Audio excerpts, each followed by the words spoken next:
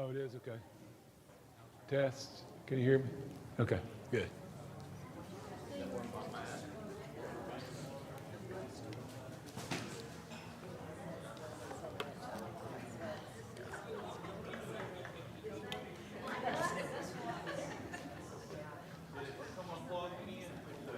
Oh, my goodness.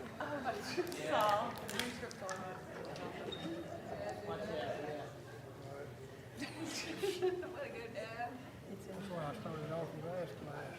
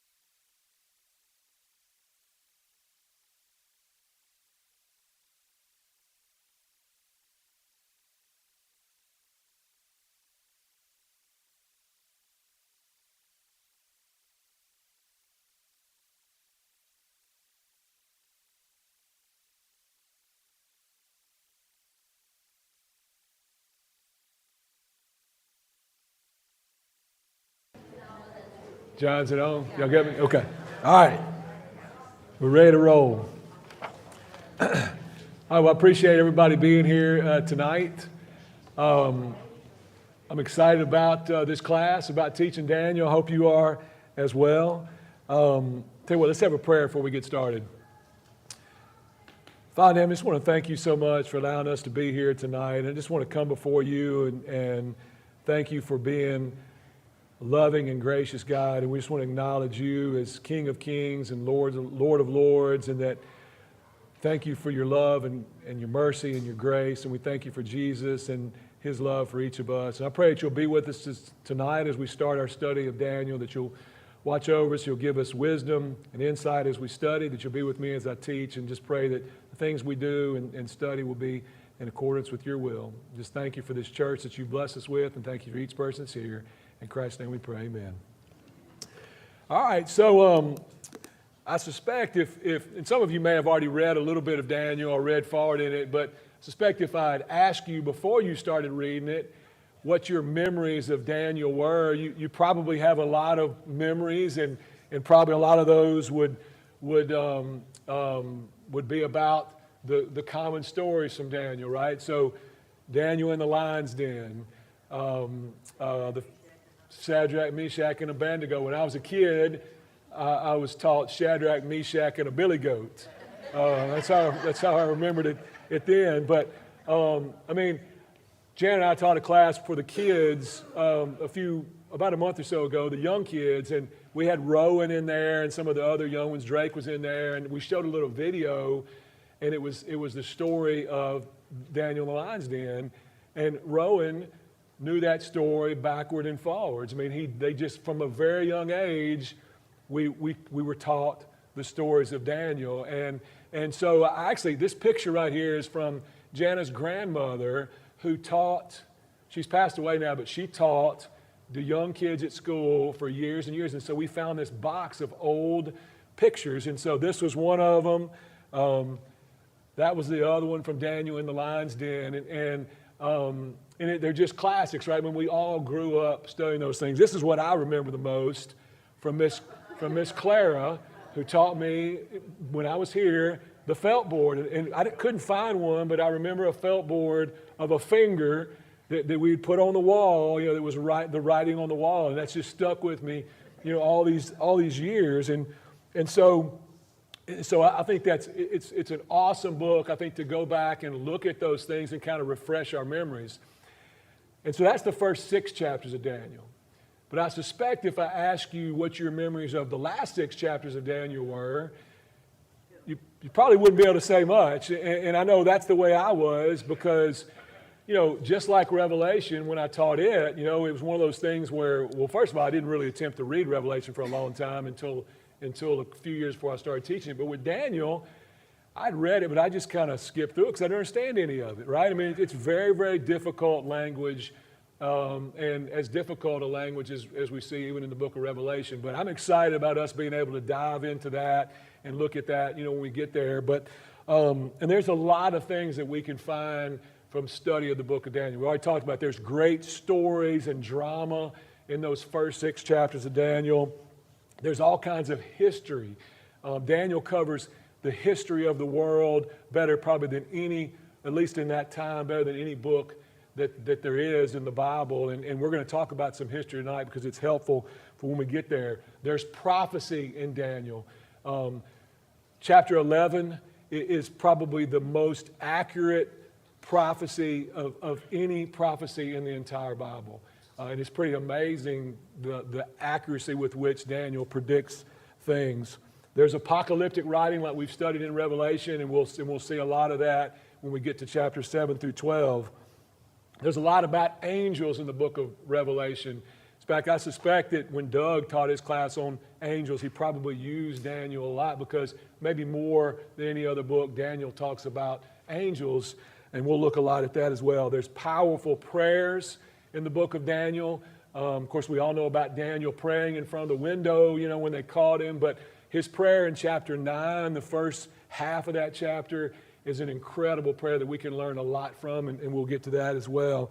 And then there's practical examples. A lot of times when we read things in the Old Testament, it's hard to apply them to ourselves. But I think at least the way Daniel and his friends, lived in Babylon, there are so many things that we can learn and apply to our lives today because just like Daniel lived in Babylon, we live in Babylon as well. I mean, there's sin all around us. And so I think there's a lot of lessons we can learn from that. And so much of the book of Daniel, as I mentioned, involves history, and it's history of nations. And it's really major nations from about 600 BC till about 166 BC. And I think one important point to know, really probably with any Old Testament or New Testament, is that the Bible or the book of Daniel was written for us, but not to us. And so it's very important for us to get the historical perspective of what's going on during this time. And we can understand, and we probably all already have, gotten a lot out of the stories in Daniel, but I think by diving even deeper into them and kind of understanding the what's going on, the historical setting of that time, it's going to help us even a lot more as we go about understanding it. And so one thing that you're going to see a lot in Daniel is Babylon. And so the city of Babylon and the nation of Babylon were extremely important in terms of the study of Daniel. And so even going back to the Tower of Babel, the story in chapter 11 of Genesis, probably all of you remember that story where the people there decided they were going to build a tower that reached the heavens, right? And they said that they were going to make a name for themselves. And this actually took place between the plain of the Tigris and the Euphrates River, which is a very important location in terms of Babylon, because Babel during that time is in the same exact spot that Babylon would be later. All of you remember the story of Abraham around 2000 BC, so 1,000 or more than 1,000 years before Daniel. If you remember, Abraham lived in Ur of the Chaldeans. So the place where he lived was called Ur. And so just like Babylon, Ur is located on the Euphrates River. It was it was just southeast of where Babylon would eventually be built. And so the city of Babylon was actually established around the 1700 BC period. And so there was a guy, somebody's not in the Bible, but his name was Hammurabi, and he was the 6th king of Babylon. And it's interesting that you may have heard people refer to the Neo-Babylonian Empire. I don't know if you ever heard that term used before, but that's talking about the Babylonian Empire around Daniel's time. But there was actually an original Babylonian Empire, and he was part of it. And so he was part of building that great city of Babylon. And so there were a lot of kingdoms that kind of came about after Babylon, but by 1300 BC, the Assyrians were the ones who controlled the area of Babylon. And so by the time of Daniel, the city of Babylon was actually more than 1,000 years old. So when the book of Daniel begins, Babylon's over 1,000 years old. And it had been the capital city of multiple empires. And it was also an extremely sophisticated city of its time. So, think about, major cities of our time today. And that's kind of the way Babylon was during Daniel's time. And so the preeminent power in the world just before Daniel's time was the Assyrians. And so y'all will probably remember that the Assyrians were the nation that conquered the northern kingdom. So the northern kingdom of Israel. And they did that in 722 BC. And so what they did is they conquered the northern kingdom, and they basically just incorporate Israel into a part of their empire. And so then they deport some of the population of Israel away, and then they have all these vassal or subjugate or cities or nations, and so they import those people into Israel. Now, some of the people of Israel migrated south to the southern kingdom of Judah, but a lot of them stayed there, and so those people all began to intermarry, and so this affected the gene pool, and that's where we get the Samaritans from. And so we know in the New Testament that the Samaritans were hated by the Jews. And so even at this time, the Babylonians had a kingdom, but they were subjects of the Assyrians at that time, and so they had really not risen to power. And so in Jeremiah chapter 25, we know that, we read that Jeremiah prophesies about a king named Nebuchadnezzar who's going to conquer the southern kingdom of Judah. He's going to destroy their cities and their people, and the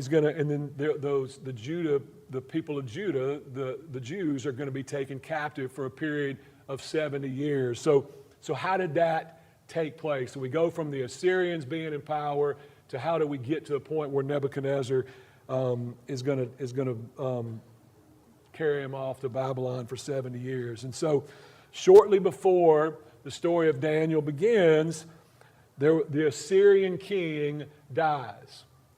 And the king of Babylon at that time was a guy named Nabopolassar, who was a Chaldean. And so after that king of the Assyrians dies, he kind of sees this power vacuum that's developed. And so he decides it's a good time for him to move. And so he declares himself king of the eastern part of the Assyrian Empire. He overthrows the Assyrians, drives them out of Babylon, and he takes over the city of Babylon in 625 BC. And then at that point, he makes Babylon the capital. Babylon the capital of the Babylonians. And so I mentioned he was a Chaldean, so I'm just going to take just a second to talk to you about Chaldeans, because some of your versions, when you get to the book of Daniel, you're going to see where sometimes instead of using the word Babylonian, they're going to use the word Chaldean. Also, you may see in some cases that when they refers to like the wise men or the astrologers, we'll see that in chapter 2 when Nebuchadnezzar has a dream, he consults these wise men, and so you may see that they're referred to in some versions like the King James Version, I think the Revised Standard Version, maybe the English Standard Version, all those refer to them as Chaldeans. And so the reason why they do is because really the Chaldeans were a tribe or group of people that were southern to Babylon, where Ur was. Abraham was a Chaldean. And so during the 8th to 6th centuries, during this time, the Chaldeans were often referred to as Babylonians. So those names were used interchangeably. Not every king of Babylon during this time was a Chaldean. Some of them were, but that you'll see that name used interchangeably. And then also, because the Chaldeans were like very good with astronomy and astrology, looking at the stars and things like that, oftentimes that word is used to refer to a wise man or astrologer. So that's why you get that use of Chaldean when we get to Daniel. So back to Nabopolassar. So Nabopolassar makes his son Nebuchadnezzar commander of the army. And so Nebuchadnezzar takes off north, and he leads a Babylonian army really west to capture as much territory as he can. And so he ultimately meets the Assyrians in Nineveh, which is their base, their capital. And so in 612 BC, he conquers the capital city of Nineveh. This was actually prophesied in the book of Nahum. He talks about how the Assyrians would fall at Nineveh. So not all the Assyrians, but most of them he destroys at Nineveh. But there's a small remnant of Assyrians that retreat to a place called Carchemish.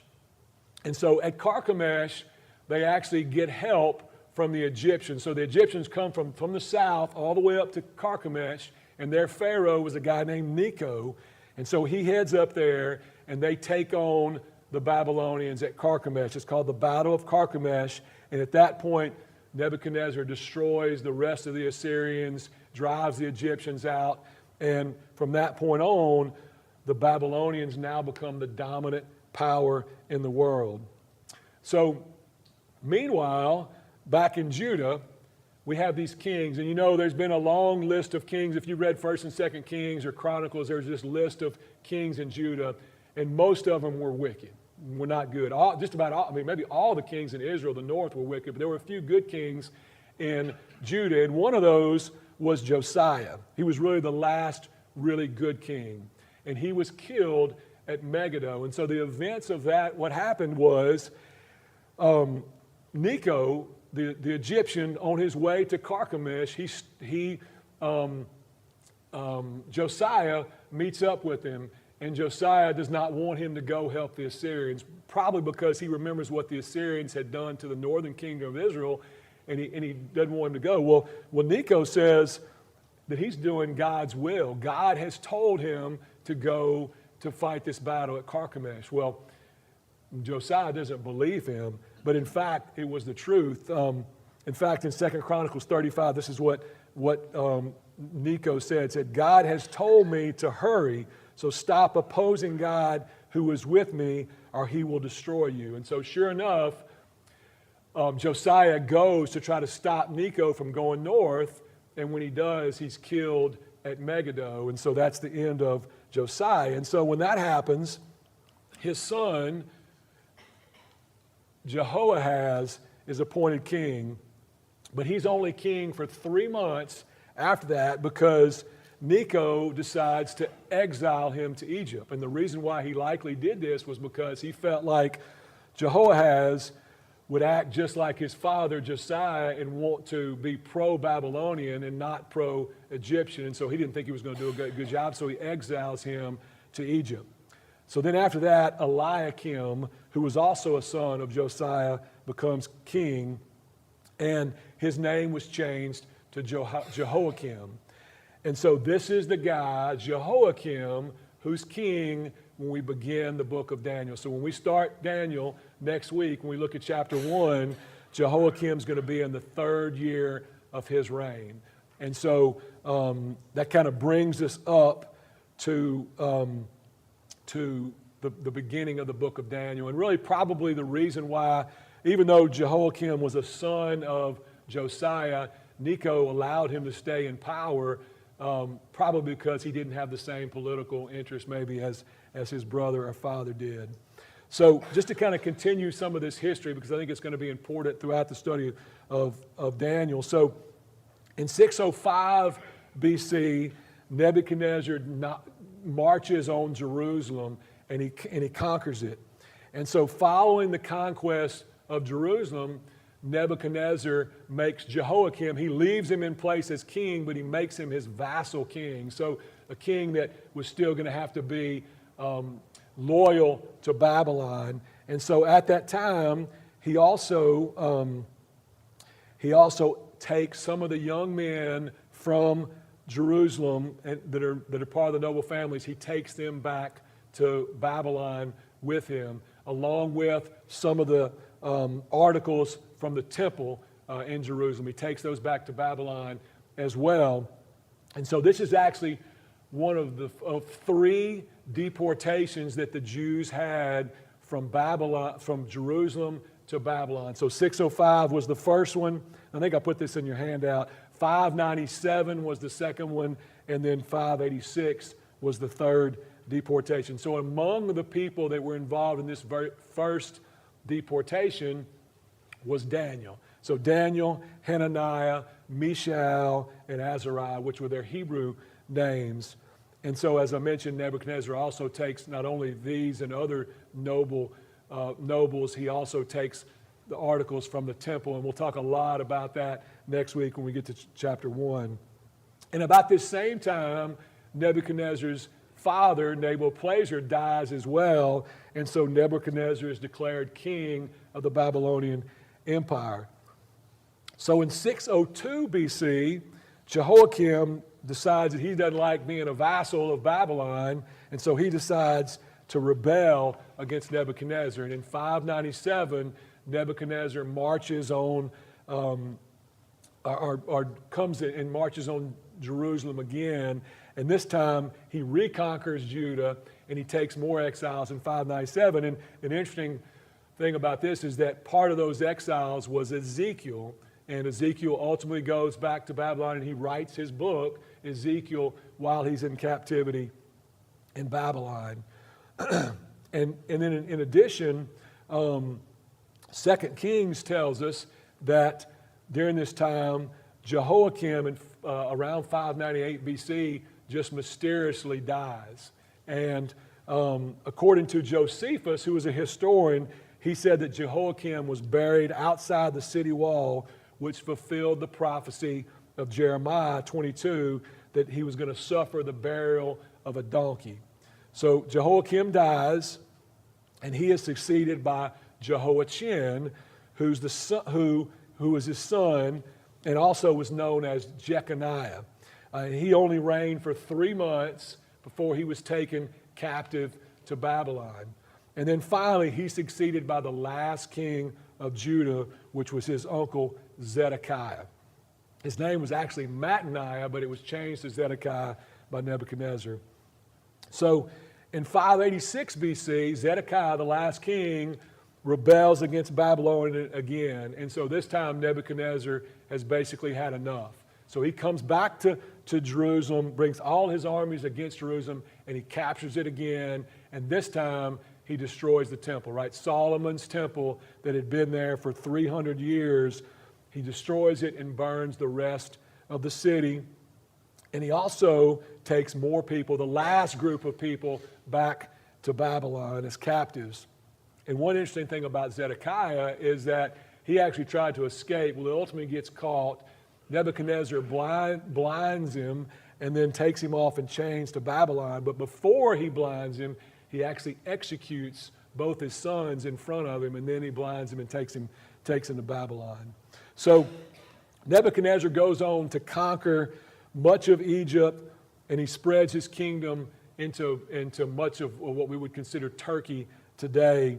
And he was really the most important and feared leader of his day, probably the greatest leader, at that time. So he also makes Babylon into the most beautiful city in the world. Some of you probably have heard of the Hanging Gardens in Babylon, which were considered the 7th wonder of the world, I guess, at that time. And so Nebuchadnezzar was responsible for that. But in 562, Nebuchadnezzar dies, and other kings replace him after that. And so there's a succession of kings, but in 555 BC, Nabonidus becomes the last king of Babylon. And he's an historical figure, but we don't read about him in the book of Daniel or anywhere in the Bible. But what we do know about him is that he liked to travel around a lot, and he would go just to protect his kingdom. He would travel, but more important than that, he liked to travel to worship gods, and they had many gods, and he'd like to worship them in different places. And so because he left Babylon a lot, he made his son Belshazzar the king of Babylon itself. And we're going to talk a lot about Belshazzar in chapter 5 in the story about the handwriting on the wall. But, and I may save it for just a few minutes, but there's really an interesting note about Belshazzar because there was nothing in history about Belshazzar for many, many years. And people, as a result, tried to point out inaccuracies in Daniel because nobody had ever heard of this person, Belshazzar. They knew about Nabonidus, but as it turned out, Daniel was right, and we'll talk about that in a little bit. So in 539 BC, there's a new power that rises east of Babylon, and that's the Medes and the Persians, which was a union of two groups, obviously the Medes and the Persians. And so in 539 BC, under their king Cyrus, they marched against Babylon and surrounded it. Now, Babylon thought that their city was invincible.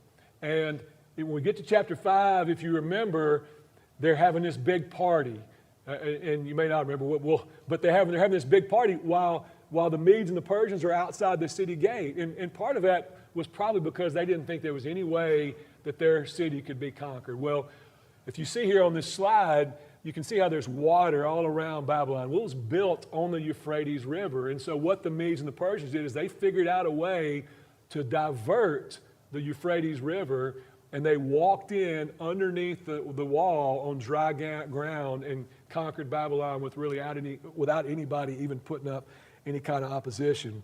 So the Medes and Persians make Babylon their capital, and they actually control more territory than the Babylonians ever did, and they become one of the greatest empires that the world had ever known to that point.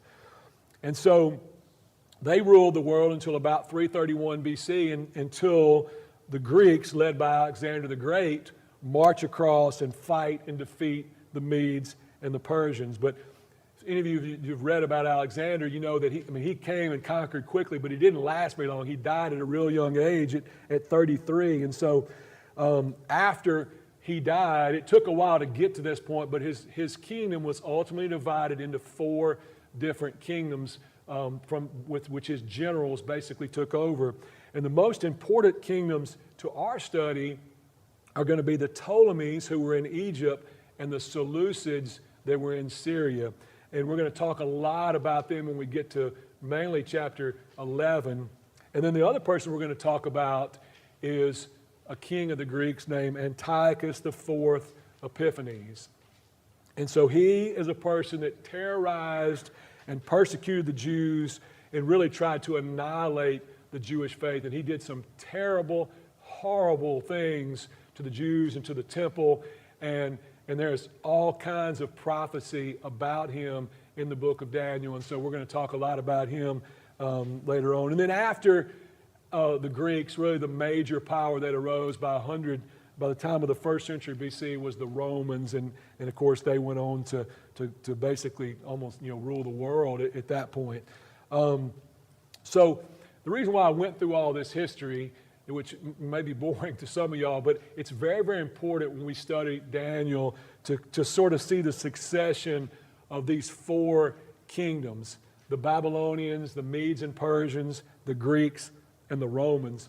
And another thing I'll point out, and we didn't talk much about tonight, but the Medes were actually a very great power in themselves before they merged with the Persians. And that'll be important when we start trying to interpret who these kingdoms are that Daniel is talking about in Nebuchadnezzar's dream in chapter 2 and the vision in chapter 7.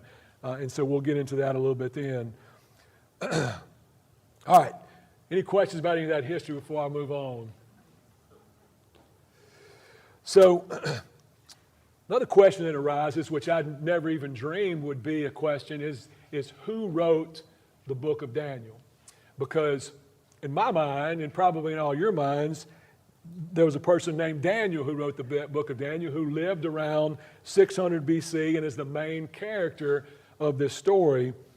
And he had prophetic revelations that he wrote down beginning in chapter 7.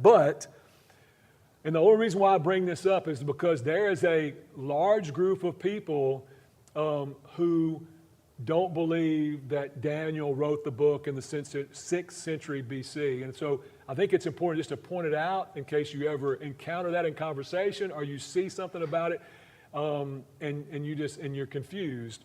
So the people who don't believe Daniel wrote it believe it was written at a later date. And so they believe it was written by some unknown person who used the name of Daniel, and that he wrote it in the 2nd century around the time that Antiochus was in power, about 165 BC. And so if you remember when we talked about in Revelation, there was a lot of books that were written from about 200 BC to 200 AD that weren't considered part of the Bible, but they were written by writers using pseudonyms. So it was a writer who would write the book, then they would use some other figure, usually a noble or famous figure, to title their book. So 1st and 2nd Enoch is an example, the Apocalypse of Abraham, Apocalypse of Zephaniah. And so the people who believe that Daniel had a later date say that the book was written by somebody who took on the name of Daniel to be that noble name, but instead, and the reason why he wrote it was to try to encourage the Jews that were getting beat up by Antiochus during that time. And so the people who believe this have gone to great lengths to try to just discredit Daniel and pick apart different things in there. And really the main reason why they do this is because, as I mentioned, especially chapter 11, but even other things, those prophecies and predictions are so accurate, they don't believe it's possible that someone could prophesy with that specific a knowledge. And so they say it had to be written after it happened. It's so accurate that it had to be written after it happened. Of course, I say God did that, right? God made that accurate prophecy. And so I think the book of Daniel, as much as anything in the Bible, proves that God is omniscient, whatever all those words are, and can predict the future, and accurately gave those revelation to Daniel. So, and I'm not going to get into all the arguments that they have about the reason why they think it was written later. The bottom line is they argue that it's a book of history and not prophecy, and it wasn't possible for somebody to predict it with that amount of accuracy. So I'm only bringing that up because some believe that. But I do want to point out, because I think it helps my faith and I think it'll help yours, I do want to point out why I feel like Daniel is the author and what are some proofs of that. Because it really, I'm fascinated by history and by things outside of the Bible that prove the Bible. Because I think it just strengthens our argument. And so let's talk about some of those things. Of course, one of these is in the Bible, and that's the prophet Ezekiel, who wrote from Babylon during the lifetime of Daniel. Remember, I talked about how he was exiled to Babylon in 597, that he mentions Daniel as an important figure. He calls him wise and righteous in Ezekiel chapter 14 and also in chapter 28. So this indicates that Daniel was a well-known person during this Babylonian exile. He also mentions Daniel as someone with wisdom and a revealer of secrets, which is exactly the type of character that we see the book of Daniel being written about. Maybe the most important argument is that Jesus refers to Daniel as the prophet, and he also applies one of his prophecies to the destruction of Jerusalem in AD 70. We talked about the abomination that causes desolation. So that's in Matthew 24 and also Mark 13. Josephus, who was not a biblical writer, but he was just a historian. He wrote Jewish and Roman history, and he says that the Old Testament canon, so the books that we find in our Old Testament today, was closed in the time of Ezra, Nehemiah, and Malachi. And so all those were written around 450 to 430 BC, and that no other books were added after that time. So because Daniel was considered part of the Old Testament canon, that would mean it would have to have been written prior to that time. In addition, the book of Daniel is included in the Septuagint. So the Septuagint is basically just the Greek translation of the Hebrew Old Testament. And so Jewish scholars around 200 BC began translating the Hebrew Old Testament into Greek. And so if Daniel had been written in 165 BC, it's very unlikely that those guys would have been able to translate that into the Septuagint It just doesn't, the math doesn't add up. And then even a better argument to that, I think, is you heard of the Dead Sea Scrolls that were discovered either 1947 or 1856. I put 1947 to 1856, so something's wrong. So either 1800s, I think it was the 1900s, 1947. Yeah. So in the caves at Qumran, they were discovered. And so there was 8 fragments of Daniel found in the Dead Sea Scrolls. And so these fragments were dated 115 BC. So the fact that there were multiple copies of Daniel, so in order for that book to be copied, it had to have been circulated, had to have been, they would have to sign on the fact that they believed what it said, and then they would have had to translate it. So again, the math doesn't add up. If it had been written in 165, they'd have had 50 years, or less to be able to translate it into that time. So again, another proof that Daniel was written in 600 BC. And finally, the history of Daniel. So the remarkable history that Daniel includes in his book would not have been known by somebody in 165 BC. I mean, just think about it today. That's almost 400 years later. Think about how someone now trying to write an historical, accurate account of something that occurred 400 years earlier and be able to get all those details right. And so the details that Daniel knew about Nebuchadnezzar, about his punishments, his banquets, his customs and laws in Babylon would have been very difficult for somebody later on to be able to know that. And really, as I mentioned before, the Nabonidus, who was the last king of Babylon, so he's a historical figure. Everybody knew that he was the last king of Babylon, but nobody knew about this Belshazzar guy that Daniel included in his book, who was the son of Nabonidus. And so even in 450 BC, so 150 years later, there was a guy named Herodotus, who was a Greek historian. He knew nothing about Belshazzar. So he had just kind of vanished. So again, as I mentioned, people thought, well, that makes Daniel historically inaccurate. He put this person in there that didn't exist. Well, in 1882, there was something discovered called the Nabonidus Chronicles, which were chronicles, I guess, written by Nabonidus or written about Nabonidus. And in those chronicles, they discovered that, in fact, Belshazzar existed. He was his son, and he had put him as regent, king for himself in Babylon during this time when he had gone out to worship his gods or to look about his people. So just another reason that Daniel, I believe, was written at that early date of 600 BC. So, and really, I mean, either Daniel's a prophecy or it's a fraud, right? I mean, if somebody wrote it later on and they're acting like it was written before, I mean, that doesn't belong in the Bible if that's the case. All right, so let's get into some other stuff here. So why was the book of Daniel written? Jim McGuigan, who I'll use I use him a lot in Revelation as well. He's got a really good commentary on Daniel. Not everything I agree with, but it's good. So Psalm 89:4 says this. God told David in Psalm 89:4, he said, I will establish your line forever and make your throne firm through all generations.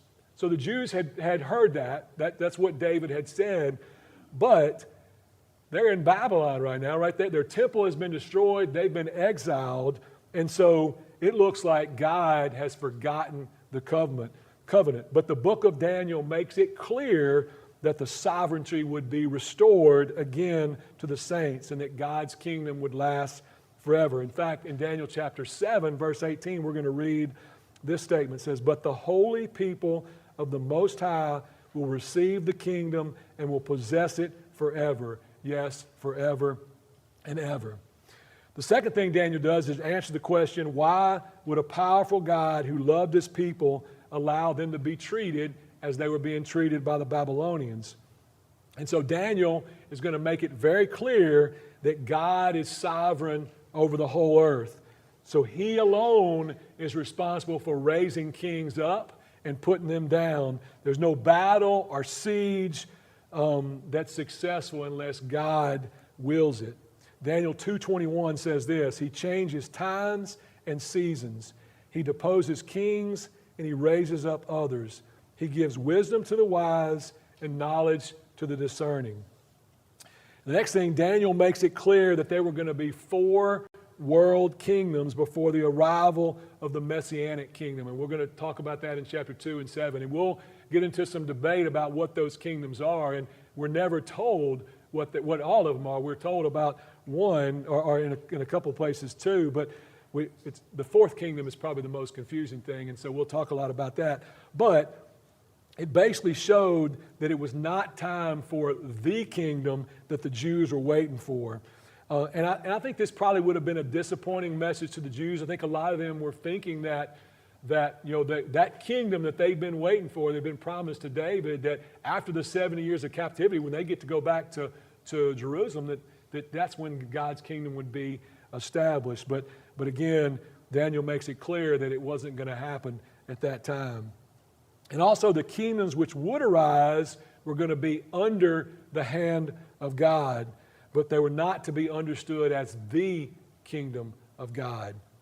So they were all destined for destruction, while the kingdom of God under the Messiah is destined for glory. And we'll look at that a lot in chapter 7. And I think there's a theme, and some people don't get caught up in trying to identify the kingdoms as much as just saying it's a general concept that kingdoms come and kingdoms go, and throughout humanity there's been a rise and fall of powers, but and no matter what has happened, God has always been in control. And the last thing, and I think a very important part of this study, is that Daniel gives us an example of how faithful, sometimes persecuted Christians are to live in a hostile environment. So the book answers the question, how do we live in Babylon? So Daniel shows us what it takes to be a faithful witness in Babylon. It shows us how to live out our faith in a way or in a culture that's out of step with our faith. And it shows us that the people, or that us as Christians, can resist moral and religious assimilation into the culture in which they live. So we don't have to be a part of the culture. No matter how wicked it is, we don't have to assimilate that, which I love that because that reminds me a lot of what we studied in Revelation as well, how those people were getting beat up by the Romans, and they were being encouraged to stay strong. So, and then one other point is not only can we learn to survive in a toxic culture like Babylon, but we can also learn to thrive or flourish in a toxic culture. And we're going to see that Daniel and his friends just get promoted over, and Daniel is so well thought of. I mean, he's second in command, and so, but I do think it's important for us to point out that it's not a guarantee. This isn't, the prosperity gospel, right? We're not guaranteed that we're going to thrive, because in fact, we'll see in chapter 3, when we talk about the fiery furnace, that even faithful people have to be willing to die for their faith. All right, any questions about that? All right, so real quick, there's 2 different types of genre in Daniel. I've kind of covered it already, but chapter 1 through 6 is what would be referred to as narrative prose, or the simple way to think about that is it's stories, right? It's historically accurate stories. It's not made up stories, but it's stories of Daniel and his 3 friends in a foreign court. And then chapter 7 through 12 contains 4 apocalyptic visions that Daniel receives. And so, just like in Revelation, they strike us as bizarre. They're weird language, weird figures, weird characters. But just like in Revelation, these wouldn't have necessarily been so strange to the people that were being written to at that time. And there's a background to some of these images that would have been familiar to the original audience. And the last thing is, Daniel's written in a couple of different languages. It actually is written, part of it, it's written in Hebrew and Aramaic. And there's actually only 2 other books in the Bible that have the Aramaic language in them. One of them is in Ezra, and the sections in Ezra are really just documents and letters from the Persian Empire that's written in Aramaic. And there's a small section in Jeremiah chapter 10, verse 11, that's written in Aramaic. So, and I don't think anybody really knows why. Part of it's written in Hebrew and part of it's written in Aramaic. There's a lot of different theories as to why that is. So to break it down, the first chapter until the second chapter, verse 4 is all Hebrew, and in the second half of verse 4, that's Aramaic, and from chapter 2, verse 4 to chapter 8, it's all Aramaic, and then from 8 on, it switches back to Hebrew. And so one theory is that because those first 6 chapters are involve Daniel and his friends' interaction with the Babylonian and Persian court, that it's basically just the court language, and so that's why Aramaic was used. Some people say, well, it's Aramaic for the vision part, but chapter 7 is a vision, it's in Hebrew, so that's not a real good argument. But one thing that is kind of interesting is that the Aramaic sections are 2 through 7. And there's actually this parallel to these accounts. So chapter 2 and chapter 7 sort of go together. They're both about the concepts of the 4 world empires. Chapter 2 is the dream. Chapter 7 is the vision of Daniel, but it's all about the 4 world empires. Chapter 3 and 6 deal with Daniel's unwavering faith and his friends' unwavering faith and not being willing to compromise. And then chapter 4 and 5 are both about chapter 4 is about Nebuchadnezzar, chapter 5 is about Belshazzar, and about both of them being humbled because of their actions. And there's a story about Nebuchadnezzar crawling on the ground like an animal, and then Belshazzar, the handwriting on the wall, and he gets killed. So that's an interesting just fact about it. So more than any other book in the Bible, people talk about how after the exile, after there's a return to Jerusalem and the temple is rebuilt, that's Nehemiah and Ezra, there's nothing else in the Bible until the time of Jesus. But Daniel covers that time. I mean, the prophecies of Daniel cover that period at least until about 165 BC. And if you argue that the fourth kingdom is the Roman kingdom, then it covers it through the Romans as well. And so really the main theme is that in spite of the evil that's out there, in spite of the fact that there's trouble in the world, God is in control, and He is going to have the final victory. So next week we'll get into chapter 1. I would encourage you, because I don't know if I'm going to read the whole chapter next week or not. We might, but I would encourage you to read ahead, read chapter 1, because I may kind of skip around or not read it word for word and just kind of go through different highlights because we may run out of time. I know some of the later chapters we won't have time to read the whole thing. All right, any questions before we are dismissed? All right, thank y'all for being here. Appreciate it.